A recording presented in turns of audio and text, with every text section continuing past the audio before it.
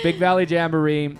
There's nobody, I think, who loves this festival more than yourself. I know that our listeners might know a little bit about your story being a homegrown St. Albert girl, but I'd love to get a little bit more of a deep dive of how many years you have been here, and finally you have unlocked it into getting into the main stage. So I'm just going to let you just kind of get into it. Yeah, so my first time I came here, I was 10 years old, and I started on the Horizon Youth stage. And back then it was the Road to Main Stage competition. So ever since then, I just started doing it year after year. And then when I was 14, I got to play one song on the main stage because I won the competition. And then I tried to play every stage I could. So the VIP tent stage, the songwriter stage, and I have not missed a BVJ since I was 10. So, I mean, aside from the years where COVID and there's no BBJ for anybody. But yeah, so 12 years later, getting to play the main stage, I mean, just a crazy full circle moment and something I always dreamed of. So it's pretty special to have that come true today. I mean, it's a depiction of how hard you have come and how hard you've worked. And here you are.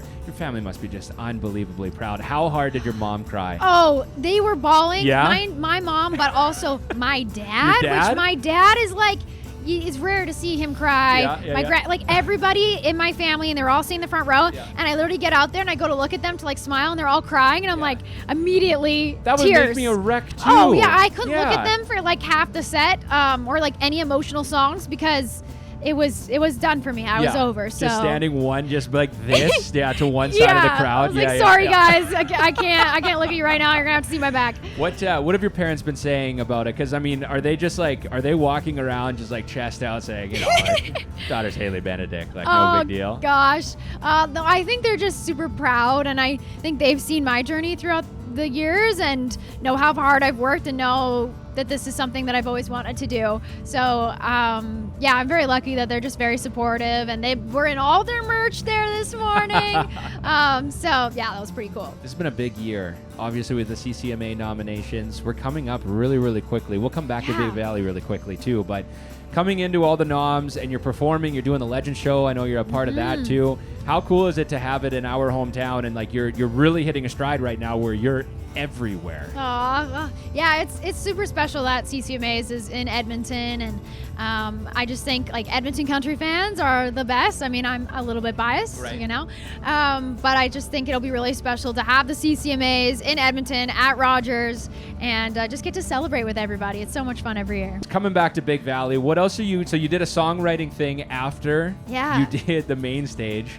What was that like, coming back into like coming off the highest of high to coming into just you and your guitar again? Yeah, right? I mean, the adrenaline was running high. I was a little bit sweaty, but the songwriter's tent is my favorite just because, it always starts with the song and getting to hear the stories, even between the other artists, and it's just really inspiring. And the crowd there is so dedicated to listening to the music, and they really appreciate the lyrics. So it was really cool to get to play the main stage, have this awesome moment, but then have a little bit of an intimate moment with everybody too. Yeah, kind of the best of both worlds. What's been really sweet is with the Alberta country music and how much it's really striving right now, you see a lot of, especially younger girls, who are naming you as their biggest hero right now because they've seen the path that you've taken. And like, again, we've had so many people that watch this and listen to you. What do you want to say to those people that, I mean, you're living a dream right now that you have worked for a decade?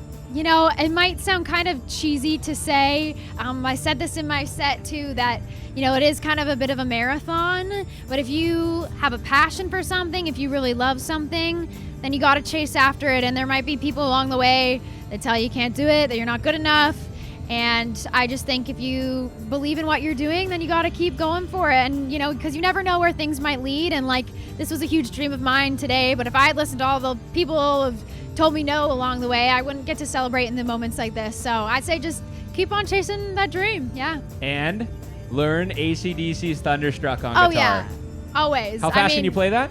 Pretty fast. I don't even know. I can't remember what BPM I got it up to, but I got it up pretty fast. And Masters of Puppets. I've seen you do that too. Yes, I did. Yeah. Amazing. Okay. Well, Hailey, thank you so much for sitting down with us. We'll see you again next week and the week after that. But leading up to the CCMAs, just a huge congratulations. It's amazing to see what you're doing, and we're so excited to see what's next. Thanks, Ethan. Appreciate it.